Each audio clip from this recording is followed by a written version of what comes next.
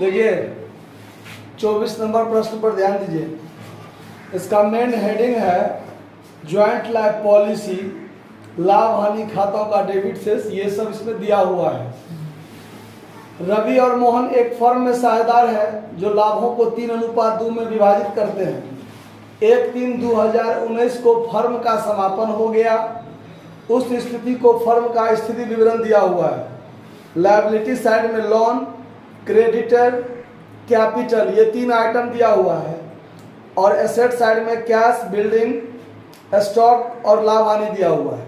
ठीक है, तो सबसे पहले जब फर्म का विघटन होता है तो सबसे पहला काम होता है कि बैलेंस शीट के एसेट साइड में जितना भी संपत्ति है उसमें कैश, बैंक और पीएल, ये 3 आइटम को छोड़ देना है। बाकी जितना संपत्ति है सबको डेबिट साइड में लिखना है। तो इसमें कैश और पीएल यदि आप छोड़ देते हैं तो बिल्डिंग और स्टॉक, ये 2 संपत्ति बच जाता है। तो इसको डेबिट साइड में यहां लिख लीजिए टू सन्ड्री एसेट्स लिखना है। पार्टिकुलर अमाउंट आप लोग खुद लिख लीजिए, ये आपको आता है लिखना। तो सबसे पहले लिख लीजिए बिल्डिंग और क्या है, स्टॉक।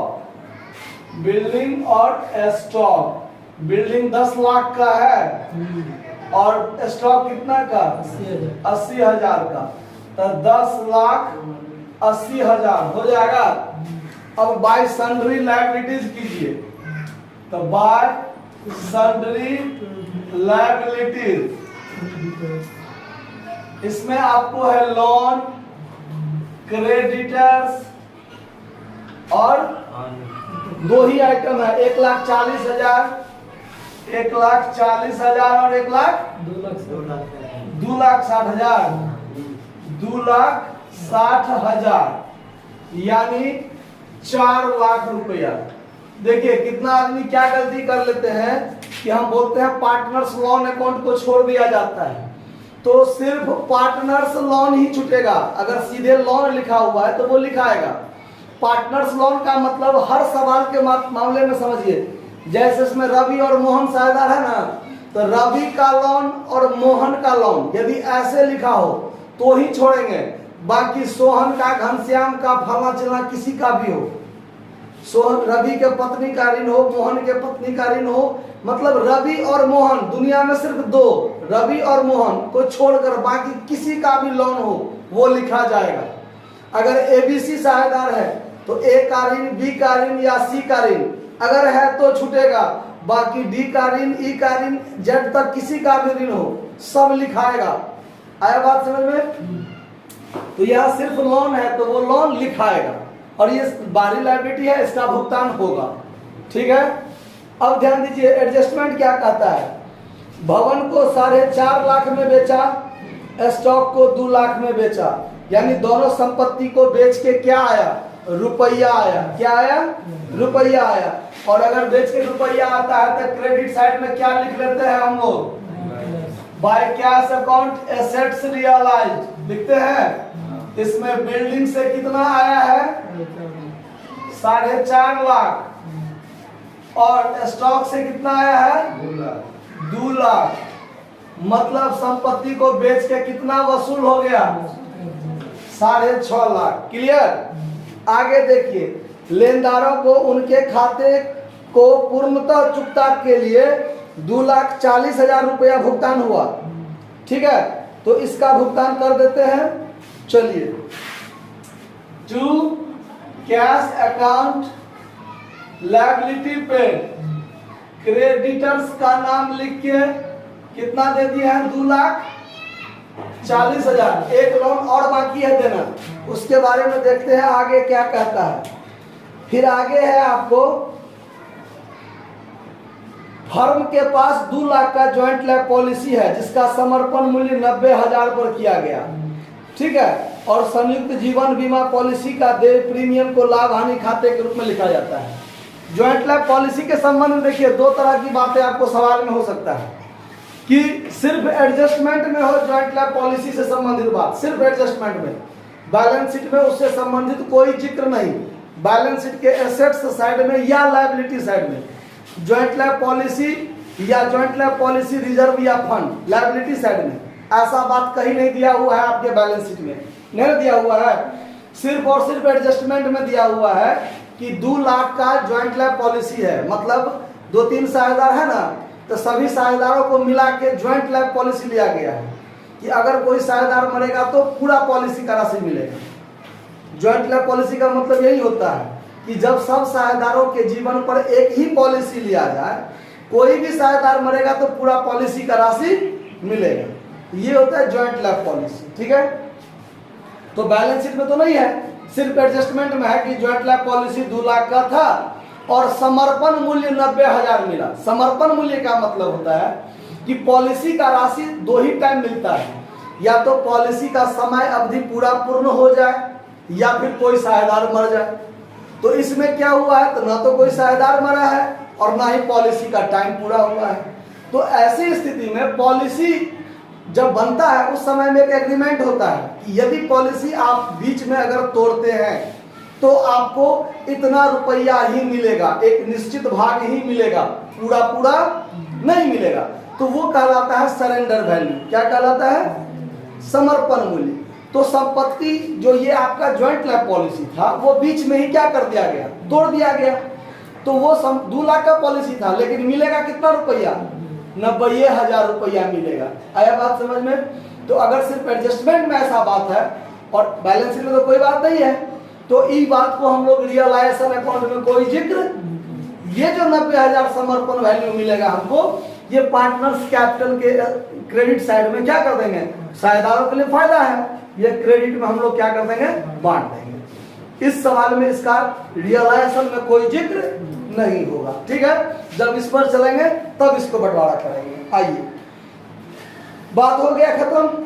अब देखिए, ये जो लोन है इसका भुगतान के बारे में कहीं कहा है सवाल में, तो पूरा पेमेंट होगा। ये बात आपको दिमाग से बनाना है कि जितना संपत्ति है सबका वसूली हुआ कि नहीं, जितना कर्जा है सबका भुगतान हुआ कि नहीं, ये एक बार मिलान कर लेना है, तब जोड़ घटाव करना है प्रॉफिट या लॉस के लिए। तो 2 संपत्ति था, दोनों वसूली हो गया ना, 2 लायबिलिटी था, एगो का तो हुआ, लेकिन लोन के बारे में कुछ कहा हुआ नहीं है, तो लोन को दे दीजिए। लोन कितना का था, 1,40,000, पूरा पेमेंट होगा। मतलब कितना पेमेंट होगा, क्लियर है बात? और कुछ दिया हुआ सवाल में नहीं। चलिए, इसका फाइनल काम यही हो जाएगा। देखिए, ये 10 और 3 13, 14,60,000 टोटल कितना हो गया, तो यहाँ भी 14 लाख, इधर देखिए 6 4 10, 10,50,000 घटाइएगा तो 4,10,000 घटेगा इधर, वो 4,10,000 क्या हो जाएगा, साझेदारों के लिए लॉस। तो टू पार्टनर्स, हाँ, bye partners capital account loss. साझेदार कौन सा है, रवि और मोहन। कौन सा अनुपात में बांटना है, 3:2 में, 3:2, तो कितना हो जाएगा, 5 80 और 2 82, 8 या 24, 2,46,000 और 82 दूना 1,68,000। नहीं, गड़बड़ हो गया सर, 80,000 होगा ना, 80,000 और 2 82,000, तो 8 या 24, 8 दूना 16, 4, इतना होगा 1,64,000 और इसका होगा 2,46,000, 2 लाख, 3 लाख, 4 लाख 10,000। ठीक है, ठीक है। चलिए, अब देखिए बांट कर आप भी लोग देख लीजिए, मुजबानी किए हैं हम। देखिए, अब आगे का काम होगा पार्टनर्स कैपिटल में। तो कैपिटल में बाय बैलेंस बीडी दीजिएगा कितना, बैलेंस शीट में देखिए क्या सब है, रवि का 6 लाख और मोहन का 2 लाख। यहाँ बाय बैलेंस बीडी कितना हो जाएगा, 6 लाख और मोहन का 2 लाख। अब देखिए, ज्वाइंट लाइफ पॉलिसी का 90,000 है, वो भी यही बताएगा। बैलेंस शीट के एसेट्स साइड में पीएल अकाउंट है 1 लाख रुपया, ये भी कहाँ बताएगा, पार्टनर्स कैपिटल में। तो यहाँ पर दे दीजिए 2 पीएल अकाउंट लॉस। 3:2 में बांटिएगा तो 60,000 और 40,000। ज्वाइंट लाइफ पॉलिसी को बांटिएगा तो बाय JLP अकाउंट 90,000 को बांटिएगा 5:3 में तो 54,000 36,000 होगा। कितना होगा? 54,000 और 36,000 होगा कि नहीं होगा? 3:2 में बांटिएगा तो। अब ये ज्वाइंट लाइफ पॉलिसी का दो जगह काम होगा। एक जगह रुपया वसूल तो हुआ होगा कि नहीं हुआ होगा, और साझेदार बांट लिया तो साझेदार के लिए फायदा था, यहाँ बटा गया, और उससे रुपया भी तो वसूल हुआ होगा कि नहीं हुआ होगा वसूल। तो यहाँ पर भी लिखाएगा to joint life policy account assets realised कितना 90,000 रुपया, यहाँ भी लिखाएगा और यहाँ भी होगा। आया बात समझ में? रियलाइजेशन में लिखाने से एक के बार में काम हो जाता है। कैसे? तो क्रेडिट में लिखा गया वसूली तो लाभ भी हो गया, और ये बाय कैश में लिखाया है तो यहाँ भी चला आएगा।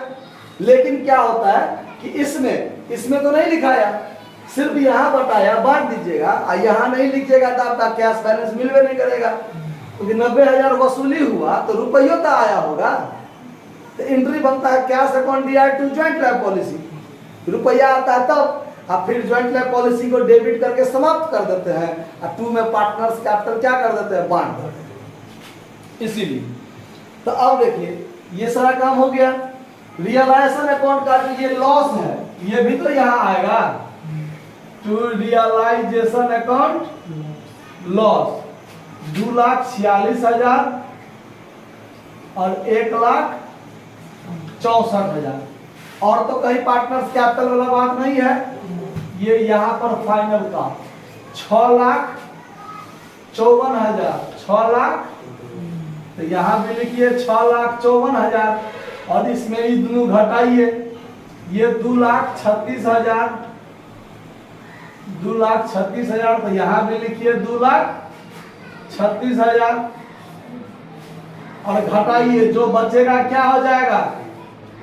To cash account final payment. इसमें से इस दोनों को घटाइए ना, 3,06,000 घटेगा, 2,40,000 और 60, 3 लाख घटाइएगा तब 3,54,000 और 6 घटाइएगा तो 48, 3 लाख कितना?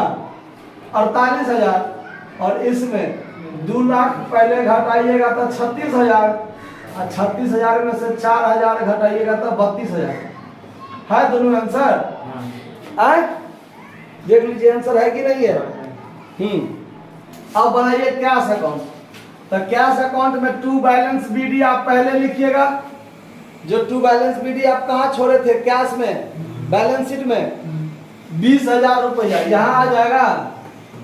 ठीक, अब देखिए यहाँ पर बाय कैश अकाउंट कितना वसूल हुआ? 6.5। रियलाइजेशन में बाय कैश, तो कैश में क्या हो जाएगा? To realisation account assets realise 6.5 lakh. यहाँ पर टू कैश है तो क्रेडिट में जाएगा,